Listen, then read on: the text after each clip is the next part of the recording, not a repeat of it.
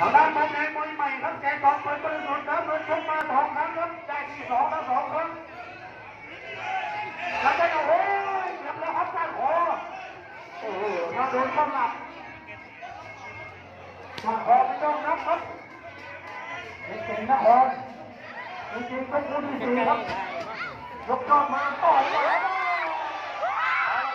มีไม้เข่ามีไม้หมุนกรรมการแย่ขอ